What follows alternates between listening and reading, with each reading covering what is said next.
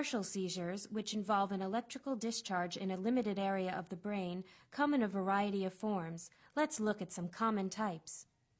A partial seizure begins with an electrical discharge in one limited area of the brain.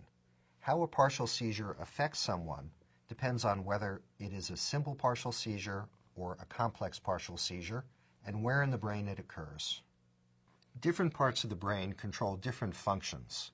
The cortex or thinking part of the brain is divided into 4 lobes: frontal, temporal, parietal, and occipital.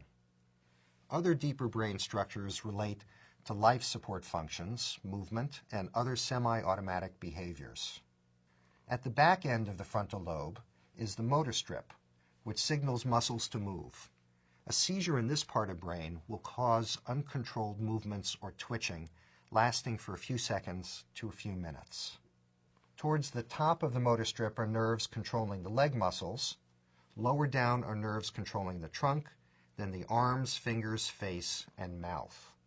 If a seizure spreads along the motor strip, the twitching can march along the different parts of the body. Just behind the motor strip is the skin sensation area. A seizure here will cause tingling in the affected part of the body. However, tingling in the skin usually is not due to seizures.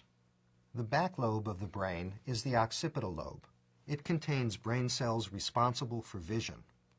Seizures in the occipital lobe can produce flashing lights, shimmering lines, or visual hallucinations. The temporal lobe is the part of the brain most prone to develop seizures. It is responsible for many complex activities, including the formation and retrieval of memories and the control of emotional states. If a temporal lobe seizure spreads to both temporal regions, then the manifestation of the seizures increase, with a pause in ongoing activities, confusion, temporary memory loss, and fragmentary, automatic, robot-like behaviors. This type of seizure is called a complex partial seizure. It is the most common type of seizure in adults. In general, when awareness, memory, and consciousness are preserved during the seizure, then a seizure is called simple partial. However, if any are impaired, then the seizure is called complex partial. Someone experiencing a complex partial seizure lives in a moment-to-moment world. During this time, he or she may repeat the same phrase or action over and over in an automatic loop, not recognizing the repetition.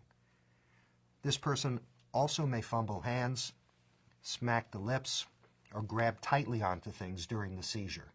This automatic activity is called an automatism. Others just freeze in place and stare blankly with no automatisms and hardly any movement. After a complex partial seizure, people don't remember what was said or even what they did during a seizure. Some don't remember having a seizure at all.